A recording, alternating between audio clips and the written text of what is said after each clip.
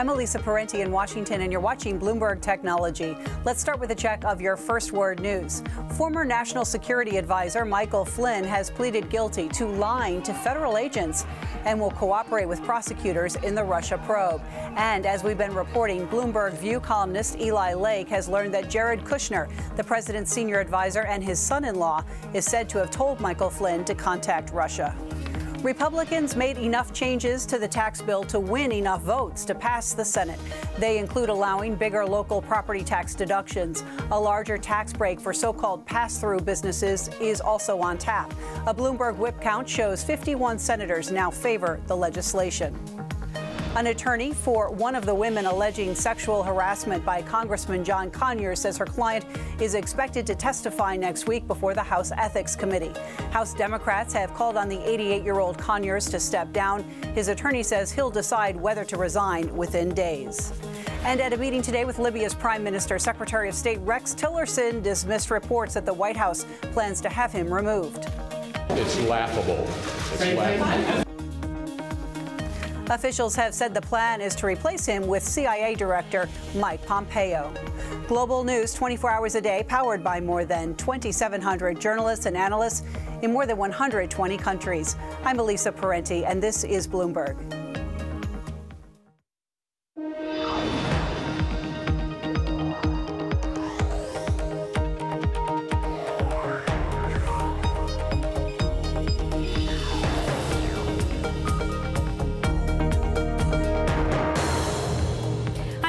And this is Bloomberg Technology. Coming up, Bitcoin's path to the mainstream.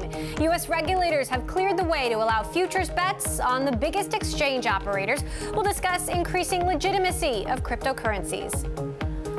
Plus, taking stock at Uber will put the company's financials under the microscope after it burned through more than $1 billion in the last quarter. And Twitter stands behind its decision not to remove Trump's anti-Muslim retweets, but flips on why it kept them up. We'll examine the sudden backtrack. But first, to our lead. It's been called a fad, a bubble, and a fraud, but it was another big week for Bitcoin. The cryptocurrency hit new milestones twice, trading past the $10,000 and then $11,000 mark. All the while, Bitcoin futures are getting the green light from U.S. regulators. CME, the world's biggest exchange owner, and smaller venue CBOE are now allowed to offer the contracts after pledging that they comply with the law. Joining us now, Polychain Capital CEO Olaf Carlson-Wee. Polychain is a hedge fund that invests in digital currencies, including Ethereum, and is backed by Andreessen Horowitz and Union Square Ventures. Olaf, always great to have you here on the show. What a week it was. I imagine it's been a crazy week for you as well. Yes, it has. I think it's been a crazy week and year for everyone in the cryptocurrency space. So what do you make of the news about these exchanges and futures trading? Yeah, so this is massive. It means that a massive wall of institutional money that actually wants access to the price of Bitcoin without actually having to hold Bitcoins, right? So this is sort of like if you want access to the price of gold, you don't have to buy bars of physical gold, right? So this also means it opens up new financial products so people can actually short Bitcoin and bet against the price of Bitcoin for the first time in a real institutionally safe way. What do you think is coming from regulators on this? So I think that there's an increasing understanding that this is a massive breakthrough technology, perhaps larger than anything we've seen since the creation of the internet itself, and that it's very important that we create very careful, pragmatic regulation about this industry and this technology. You and I have had this conversation earlier, but I think it's important to have again, especially as the price continues to go up and up and up. You don't want to overhype it, but there's still a lot of skeptics and there's still a lot of uncertainty. So there have always been skeptics in this space since the very, very beginning. I actually think what we've seen recently is absolutely nothing compared to what we'll see over the next 5 or 10 years. This space is also growing far beyond Bitcoin. So many other blockchain technologies are growing actually at a faster clip than Bitcoin. So for example, Ethereum is up much more than Bitcoin on the year. And I think going forward, we're going to see many new ecosystems develop, things like Dfinity, Polkadot, Tezos. Many of these things are going to grow even faster than Bitcoin has in the past year. So let's talk about some of these comments that we've heard. A bubble, a fraud. What do you think? I think people have been saying that since the very beginning. I know you obviously don't think it's a fraud. And yeah, no, I think that there's often the folks saying those things don't frankly understand the technology maybe as well as they could. I also think that whenever something that is this large of a breakthrough, it challenges established worldviews and ideas about the world. So I think that a lot of folks see their existing worldview challenged about maybe what is possible, and it scares them a little bit. So I think oftentimes the response to understanding Bitcoin for the first time can be a sort of backlash. Many of those folks, though, over the last 5 years that were originally skeptical, as they learn a bit more about the technology, they generally come around and see that this is a massive breakthrough. Now, we talked about how you believe the blockchain itself will be revolutionary, but what about Bitcoin itself? How will it be used? What will it be used for? So I think Bitcoin, it's becoming increasingly clear, is acting as a sort of digital gold. And this is a gold that you can transmit over the internet instantly, right? This means that lots of people want to use this as a diversified asset class so that they can get uncorrelated exposure. A lot of people want to store their money in something other than their regional fiat currency. So I think there's a lot of different reasons why people might use Bitcoin, but a lot of it boils down to that digital gold use case. Bitcoin job postings have spiked on LinkedIn. Are you guys hiring more I think people? We're definitely a part of that. What's the war for Bitcoin talent like? There must not be very many people who are expert in this. So the demand here has grown by maybe 10 times this year, while the number of people that have been in the space and are genuine experts is pretty small. So I think that now is a very, very good time to be an expert in cryptocurrency technologies. So how many people are you hiring? What are you hiring for? We're looking to hire about 10 people, cryptocurrency and protocol analysts, and experts with this technology. Basically anyone who has a very, very deep understanding of cryptography, distributed networking, game theory, and blockchain technology. And how deep is the pool of people who have those skills? It's not super deep, frankly, but part of that reason is that those folks who have those skills have very lucrative other opportunities. So I think this is going to only increase. The competition for these types of folks is only going to increase over the next 5 years. Let's talk about Ethereum. There was a lot more optimism around Ethereum. Even Fred Wilson telling me he thought Ethereum would surpass Bitcoin. Now it's not even close. What do you think will happen? So I do think that over time, many other technologies in this area will grow substantially. The reason is that they actually enable all sorts of new behaviors that aren't possible with Bitcoin. Bitcoin has a sort of programming language that allows you to interact with the protocol. Things like Ethereum, that programming language is much more robust. So what we've seen happen with Ethereum and other what are called Turing-complete blockchains, they really, build a large ecosystem of developers that are all building applications and infrastructure on top of the underlying protocol. So this is the type of thing we've seen emerge with things like Ethereum that, frankly, was never possible with Bitcoin. So do you think that other cryptocurrencies will surpass Bitcoin? Yes, I do. Which ones? When? Last time I was on here, I said Ethereum would pass Bitcoin by the end of 2018. I would actually hold to that right now. Really? Yeah, I would. Why? It's because of the more advanced capabilities of the protocol. So the types of things we're seeing built on Ethereum, they're almost a bit sci-fi. It's beyond anything that you would reasonably think is possible. So to me, a lot of what I'm interested in are the applications that will be natively enabled by this technology, not an improvement in payment speed or an improvement in store of wealth, where there are many other services that offer those things. But like the internet, the most breakthrough things built on the internet were not possible in an analog world, right? So Facebook, say, there was not an offline version of Facebook. So what I'm looking for and what I'm excited about are those use cases that are natively enabled by blockchain technology. So Ethereum aside, which other cryptocurrencies are you? I'm very excited about many that are up and coming. As I mentioned, Dfinity, Polkadot, Filecoin, Tezos, the 0x protocol and ecosystem around that is very impressive. So many of these things, I know you're looking at me like I've never heard of this, but you probably hadn't heard of Ethereum a couple years ago either, right? So I think many of these things, basically enhance what is possible by adding new tools for developers or actually just enabling new behavior by end users. Which ones will fail?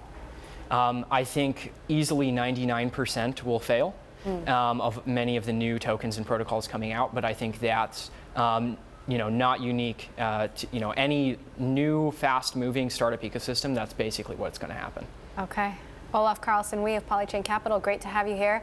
As always, you are charting the Bitcoin history for us. You will be part of it. Yeah, thanks for having me, Emily. Okay, a story we are watching. Redbook is being sued by Disney for selling digital downloads of the studio's films, like Cars 3 and Guardians of the Galaxy Volume 2, and alleging copyright infringement.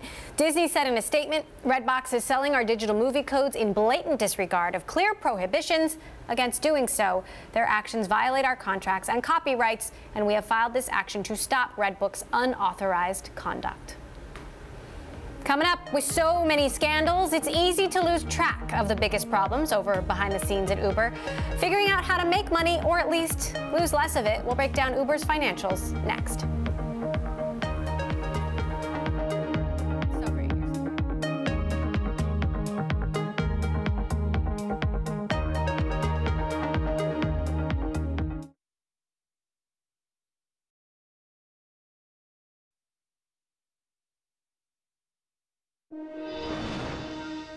This week, we learned that Uber's losses continue to mount. In the third quarter, the ride-hailing service lost almost $1.5 billion.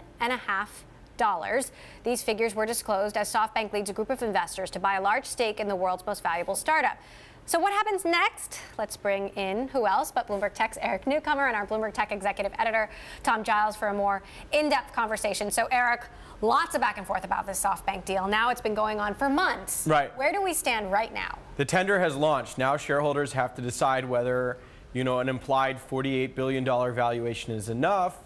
Which is a 30% discount to their current valuation. Right. But for a lot of people, it's a huge increase over what they got them for. So I think people are deciding whether they should offer up their shares and how much. And then based on how many people do it, SoftBank will either sort of accept that, say they need to up the price to get more people, or walk away from the deal. And we're just sort of waiting for the clock to run down over the next couple weeks. And we have new information about Uber's financials as well. Right? Yes. So we always knew they lost a lot of money, but now we're seeing on a GAAP basis that it's astronomical. They lost, about $1.5 billion in 3 months.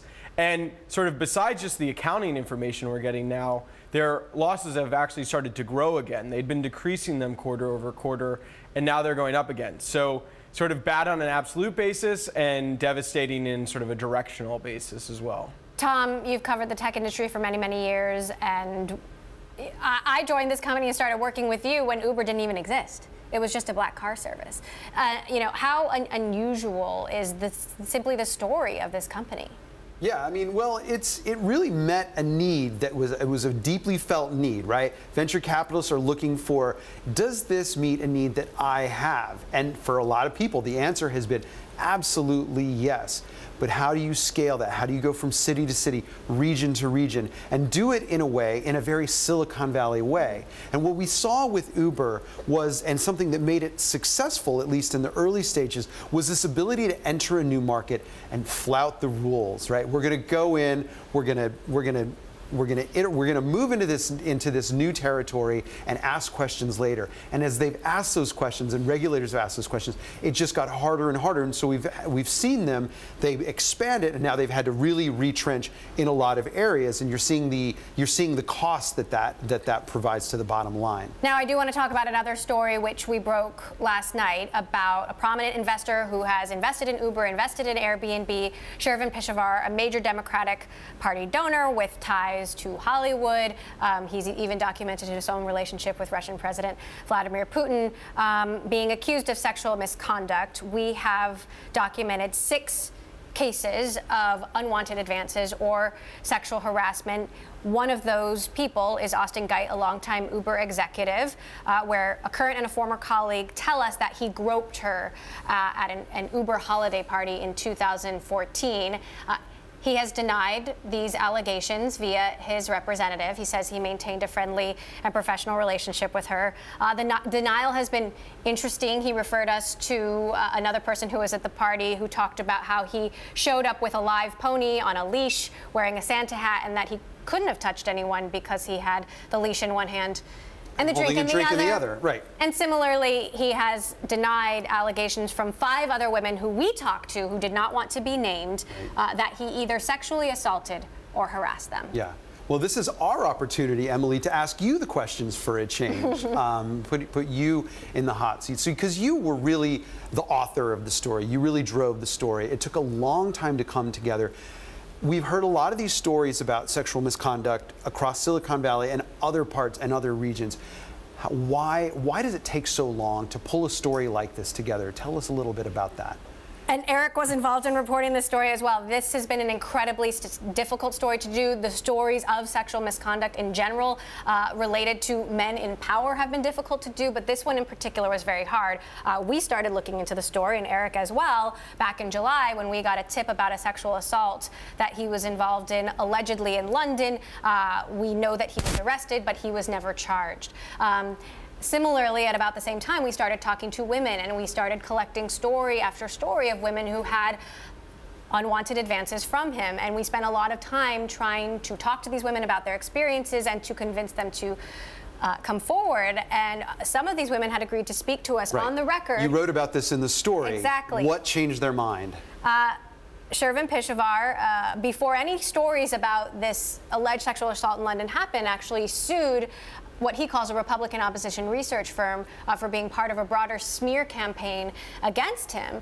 And that very much discouraged more women from coming forward. So the women that had agreed to give their names decided not to. And we ultimately told their stories on background, which was incredibly difficult. And there was also the successful effort against The Sun to get an injunction on them to stop them from reporting on the alleged rape in London. So, you know, it's just been in every turn. This is a super powerful figure in Silicon Valley, someone who's donated more than $500,000 to top Democrats, Hillary Clinton, Cory Booker, Kamala Harris, and President Barack Obama. He was a top bundler. So this is a super connected figure, and I think it took a lot of courage from you and your sources to get the story out. And it has been a long time in the works, and it's been super complicated because of the situation in London and sort of an effort, I think, to sort of muddy the waters there. And so getting these sort of women who had experiences with him here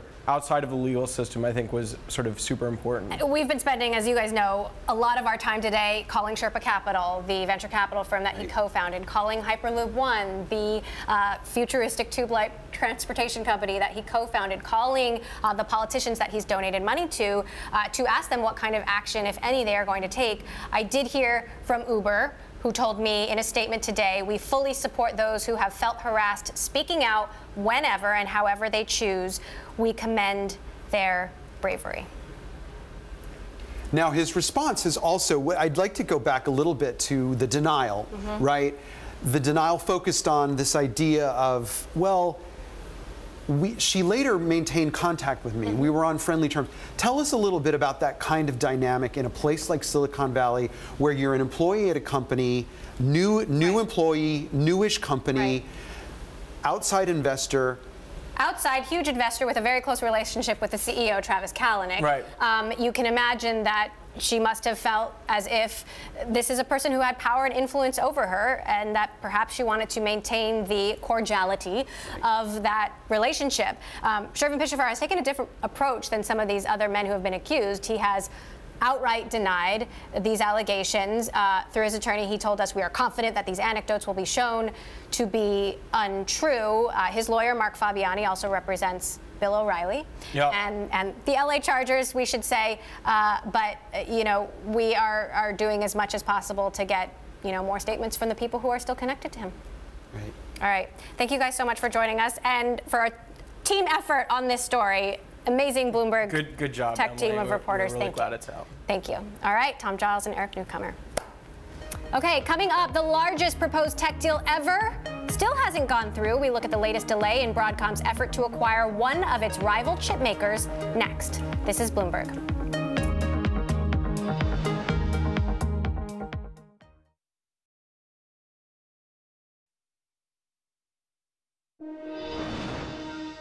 The New York Times is revamping its paywall access. In an effort to gain more paid subscribers, the paper has scaled back the number of free articles that you can read. Those not subscribed will be able to read 5 free articles per month. That's down from 10. Reading more will require a paid subscription. The Times is betting that interest in nonstop headlines from the Trump administration will bank more paying readers. The publication added 154,000 digital-only subscribers last quarter, a 14% jump from a year earlier. Now to a story we continue to watch, Broadcom's continued pursuit of rival chipmaker Qualcomm. Bloomberg has learned that Broadcom isn't planning to up its $105 billion offer for Qualcomm. An upped bid may not come until closer to March of next year, when Qualcomm's board meeting takes place. Joining me now to discuss, Bloomberg's Ian King, who brought us this scoop. So why are they doing that and not offering to raise their bid now? Right. I mean, that's a very good question. We think it's tactical. There's been consideration of a couple of options as to whether you put the directors forward first, or you up the money and show good faith first. And we think that they've decided to keep their powder dry effectively for close to the time that shareholders will have to directly think about it. Now, we understand Qualcomm is also in the middle of its own attempt to buy NXP. Huge acquisition, $47 billion. What's the status of that? Yeah, I mean, as we reported this week, the shareholders of NXP do not like the 110 price. Qualcomm needs 80% of them to agree once it gets regulatory approval, so it's probably not going to happen at 110. They're most likely going to have to up that amount. And Toshiba's attempt to rescue itself. Right. This has been Tell us about that. Yeah, this has been going on for a long time, as you know, and it devolved into a very bitter legal fight with its joint venture partner, Western Digital. We reported last night that it looks like they're getting close to resolving that, which means the deal goes ahead, and it also means Western Digital has a future in the chip business. So if the Broadcom-Qualcomm things happen, this would be by far the biggest tech deal in history. How do you expect this to play out? It's really difficult to say at the moment. I mean, there are so many variables, and one of the big variables is the NXP deal. If Qualcomm can get that NXP deal done, as we understand it, that puts them in a stronger position to argue they have a much bigger business, they should be worth a lot more, and possibly takes them out of Broadcom's price range. If that doesn't happen, then maybe Broadcom's offer to Qualcomm shareholders looks attractive, looks like a get out, looks like they can get $80 maybe and be happy and close their books this year and look good. How long could this drag on?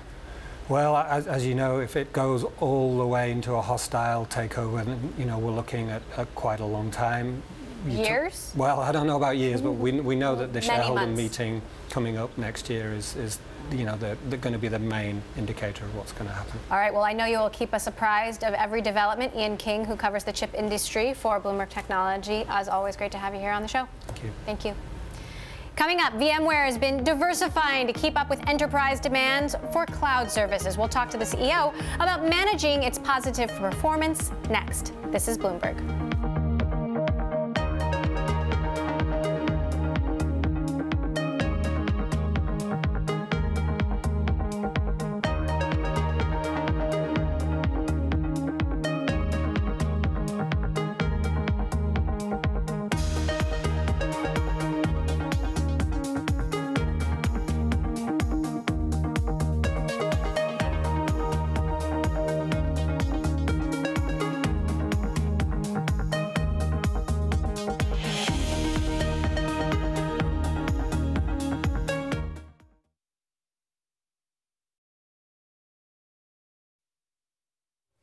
I'm Elisa Parenti in Washington, and you're watching Bloomberg Technology. Let's start with a check of your first word news. A White House lawyer says former Trump National Security Advisor Michael Flynn is the only one implicated by his guilty plea. Flynn admitted to making false statements to the FBI, a move that sent shockwaves through Congress. This is epic. This is seismic in proportion, frankly, because what it really means is that Director Mueller is getting very high up in the food chain. The reality is that there are very few people left for him to get to between former General Flynn and President Trump. So it's all closing in on the president. There's no question about it. Bloomberg View columnist Eli Lake says President Trump's son-in-law and White House Special Advisor Jared Kushner directed Flynn to contact Moscow.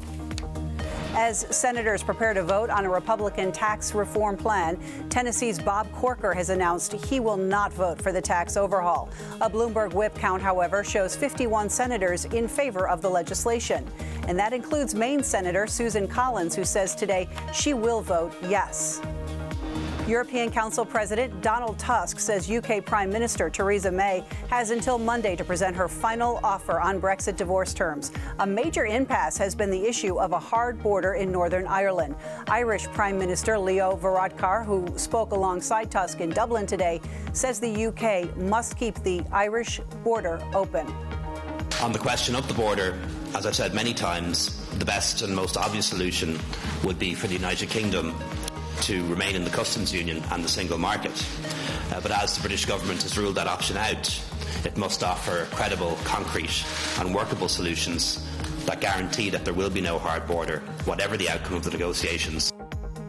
Tusk also said the EU was behind Ireland on the need for a border plan. Argentina has called off the rescue mission for its missing submarine and 44 crew members. The San Juan disappeared more than 2 weeks ago in the Atlantic Ocean off the coast of Patagonia.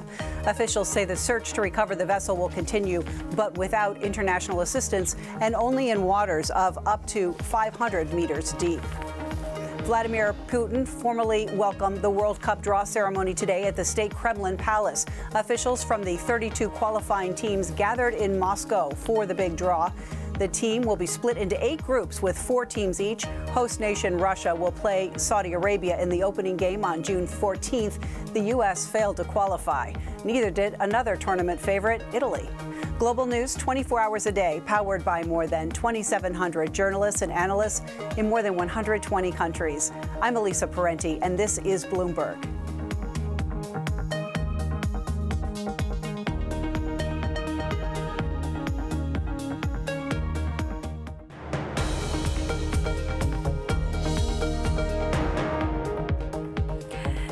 Technology, I'm Emily Chang. VMware came out with stronger than expected third quarter numbers. The virtualization services provider beat analyst estimates for both earnings per share and revenue. In recent years, the company has been embracing a more hybrid cloud-driven focus that includes working with Amazon Web Services, and it is paying off. The company's stock has shot up over 50% over the last year. Joining me now from Stanford, CEO of VMware, Pat Gelsinger. Pat, great to have you back here on the show. So what do you think is driving results right now? Well, Emily, always great to have the chance to be with you. And, overall, we'd say 3 things really are driving our good performance. One, the strategy that we've laid out, and as you said in your comments, the cloud strategy, our partnerships with Amazon, IBM, have just really resonated with customers. Second, we've just executed really well. Great sales execution, the Dell partnership, all of those have come together very well for the company. I'd say finally, as I describe it, tech is breaking out of tech. It's a good market for technology companies as technology is moving into literally every business and every aspect of every business. So those 3 together, good results, and the market's responded favorably, and we're quite excited about the benefits we're bringing to our customers. What's been the concrete financial impact of the AWS deal so far? Well, as I say, the implicit benefit has been realized almost the day that we announced it. The explicit benefit really doesn't materialize in any substantive way this year or even next year for that matter. But the implicit benefit was that when we announced it, customer says, oh, I get it. I understand how my VMware franchise will move into a hybrid cloud, multi-cloud world. I'm able to take advantage of cloud without replatforming my applications. And the benefit of that is enormous for customers. And they immediately said, okay, now I know why I can continue to invest in VMware and how you're going to give me this seamless ability to go to the cloud, take advantage of it in ways that nobody else can. So we've seen that benefit be a driver of our business even since the end of last year. But now that the service is available, customers are really getting excited about it. We just announced the second version, GA2, as we call it, general availability. Number 2, we moved into our second zone on the East Coast. We'll be expanding internationally next year. And customers say, wow, this is something I can take advantage of for my business critical applications. Let's go. Now, Pat, we've talked over the last several months about the big, being under the Dell umbrella and whether bigger really is better. Do you believe that that is indeed paying off for VMware? Yeah, unquestionably it is. And, what we're seeing is, we described this $1 billion of synergy that Dell would bring to VMware. And as I did on our last quarterly call, I upgraded our guidance for this year because we're seeing that acceleration happen even faster than our business plan was. And we see that in a variety of ways, Emily. One is Dell just being bigger. They can reach to markets that we aren't nearly as penetrated into. They have a huge business in China. We have a small business. They're big and state and local. We're comparatively very small. So they're taking us into spaces that we just don't have the reach for. And secondly, that we're building solutions together that are bringing customers more value. And one of the examples of that, the VxRail product, our hyper-converged solution that we've built together with Dell, is having great success in accelerating our software-defined storage products, vSAN, very significantly into the marketplace. So very tangible results and benefits from being part of the bigger Dell Technologies family. And Michael and I are getting along very well, as we dream of the future together. So overall, Dell and VMware is working extremely well together. At the same time, we've seen an opposite approach from HP, for example, which has gotten split up, slimmer, leaner. Meg Whitman, who engineered that split, is now going to be leaving HPE in February. Do you think they took the wrong direction, or do you think that approach can work as well? Well, they have a very different business profile of where they are, and clearly Michael has said bigger is better, and Meg said, hey, we got to get smaller and more focused. So, they've really taken very different strategies, but they also started with very different assets and a different position in the industry. And obviously, Michael's strategy is working. He's having great success with that. And, from a shareholder perspective, HP shareholders have been favorably benefited by the different moves that they have made. And obviously, we have a good partnership with HP as well. And, Antonio taking over there, we have a great working relationship with him and really look forward to continue to expand our relationship with HP and work with them and other OEM partners as we have a broad and multifaceted ecosystem. Okay. And VMware's ability to work across the industry with Dell and with others is a very important part of our overall strategy. VMware CEO Pat Gelsinger. Pat, thanks so much for joining us. Now, in other news, Twitter said it allowed anti-Muslim videos that were retweeted by President Trump because they didn't break rules on forbidden content. That statement is a serious backtrack from an earlier rationale that the posts were newsworthy. Joining us with the details of the change, Bloomberg Tech's Alex Webb. So, Alex, first of all, remind us what happened here originally. So on Wednesday, President Trump retweeted 3 videos which have been posted by an activist for a group called Britain First. This is a far-right party very much on the fringes of British politics. And they purported to show 3 egregious acts by what it said were Muslims. Now, there's no evidence that this is the case, according to PolitiFact. They said the provenance of these videos is dubious, to say the least. Twitter then issued this statement where, because of the response to these videos, a lot of people have been very upset, inevitably, not least Theresa May, who condemned the British Prime Minister, who condemned Trump for retweeting them. Twitter was asked, well, why aren't you taking these videos down? Aren't they too offensive? And Twitter's rationale was, well, they're newsworthy. It's in the public interest, so they should see this, which a lot of people seem to think meant that they were giving the president a free pass. He's the president, therefore he can tweet what he wants because he defines news by being president in and of himself.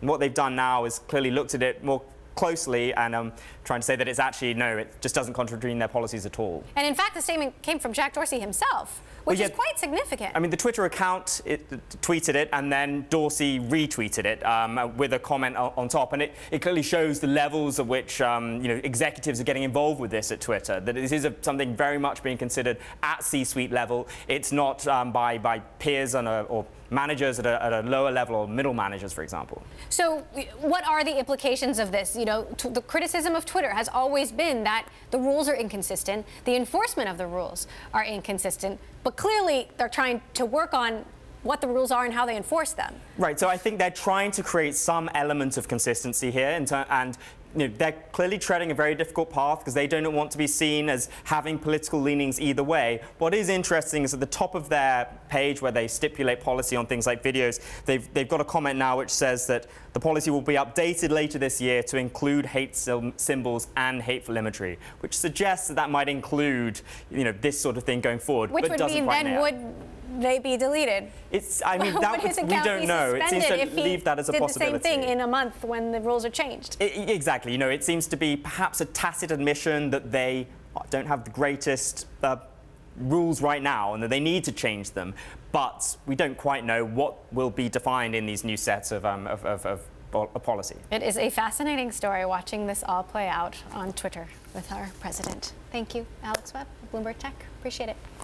Coming up, reports that two music streaming giants are in talks to swap stakes in each other's companies ahead of their much anticipated IPOs. We'll discuss. This is Bloomberg.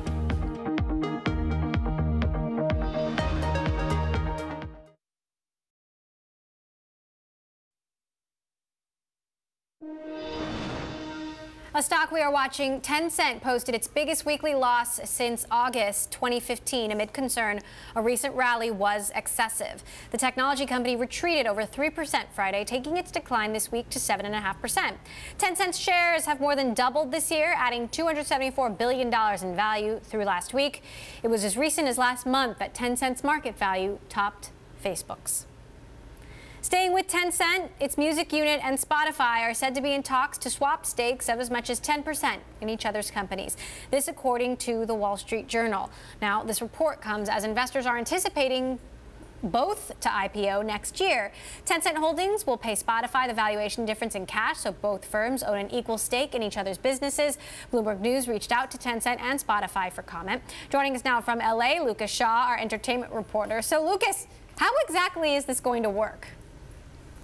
To be honest, I do not know. We have heard reports of Tencent's interest in Spotify for some time. There was a story a couple months ago that said Tencent had reached out to Spotify about acquiring the whole company. You know, there are often rumors about companies, whether it's Tencent or a US tech giant, wanting to buy Spotify because it is the fastest growing music service in the world. It's a very appealing asset, and yet running a music service, it's very hard to make money doing that. In this specific case, it sounds like Tencent is still interested in buying a piece of Spotify, and this would be an option for Spotify to get a piece of the China market that it's probably not going to be able to enter on its own. You know, you've seen US streaming services unable to enter the market, or services kind of across different businesses. We saw something similar play out with Uber. And so if you're Spotify, you could say, hey, we're not going to get into China, so let's take a 10% stake in Tencent Music, which is really the dominant and only player on the Chinese music scene. So, Lucas, what information do we have, or what information don't we have, perhaps I should say, about these two companies and their potential IPOs, both Spotify and Tencent Music? Spotify is going to go public next year. As far as they've indicated, it's not going to be an IPO. They're trying to go this unconventional path of a direct listing where they just, you show up one day and all of a sudden you can trade in Spotify shares. This has been being reviewed by the Securities and Exchange Commission. They're having to negotiate with some of their major stakeholders because it's not clear how that would affect some of the existing deals, like with TPG. And then Tencent, sort of similar. They're not trying this direct listing route, but Tencent Music is supposed to go public sometime next year. And what sort of optimism is there around both of these IPOs?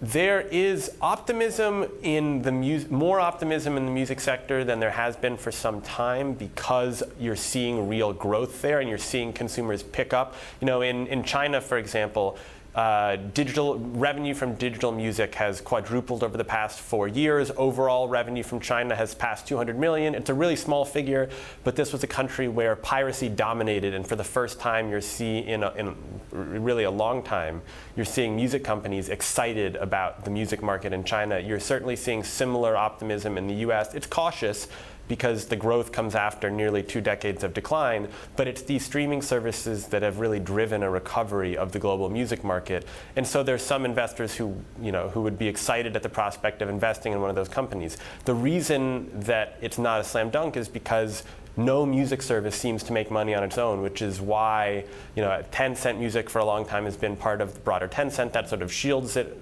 from some of the problems there. And there's been some speculation about a larger tech company buying Spotify, so that the need to be profitable is not as great.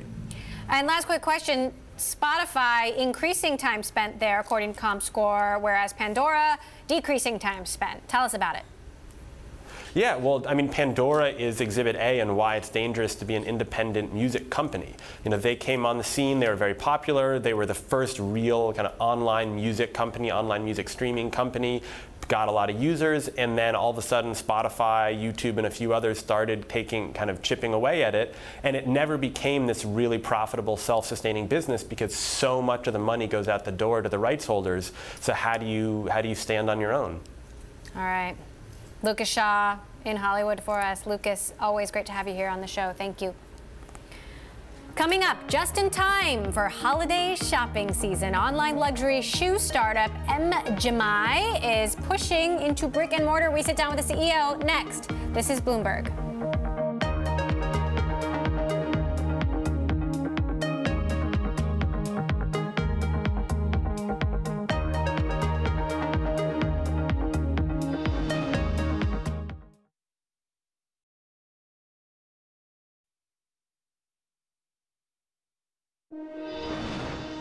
A big takeover in the movie theater business could be agreed on as early as Monday. According to people familiar with the matter, UK's Cineworld is nearing an agreement to buy U.S. theater operator Regal Entertainment for about $3.6 billion. The deal would allow Cineworld to expand beyond its home market. Online luxury shoe startup M.Gemi is further expanding its brick-and-mortar reach in time for the holiday shopping season. The direct-to-consumer retailer of traditionally crafted Italian shoes recently opened its third store in New York City. Bloomberg's Ann Moss, too, sat down with founder and CEO Ben Fischman at the company's headquarters in Boston to talk about M.Gemi's strategy. We identified a market that seemingly had no huge opportunities. We identified the shoe business as a great market to innovate and disrupt. And many people would say the shoe business, that's been around forever and there's a lot of people out there doing it. That's exactly why we thought the opportunity was so unique. At the same time, we looked at the luxury industry, an industry that is beloved and has seen years and years of great success from a business model perspective, but hasn't been innovated very much. And so we looked at the opportunity to innovate luxury through the leveraging of shoes and mixing great product, great technology, great supply chain in a very theatrical retail experience. Do you consider yourself a retailer or a tech startup? So the way we think about what we do is we are a consumer-facing business that is leveraging the best and most emerging technologies and supply chain innovations to drive a whole new consumer experience. And it's really the marriage of those two things that make this experience unique. We're a retailer because we want to sell things to the customer in incredibly innovative ways. We're a technology company because we want to do it in incredibly innovative ways. So it really is the best of both worlds. Well, let's talk then about inventory. If you're introducing new shoes every Monday, every week, how do you avoid ratchet excess? The business is really interesting. In the eye of the consumer, this is a fun, new, sexy retail brand that you gotta have. But truth be told, if you pulled back the curtain, we're much more of a data-driven supply chain business than we are anything else. We use real-time data to help us understand what inventory is going to sell and isn't going to sell based on what it's selling today. Now, the only reason we're able to do that is because our supply chain is so tight.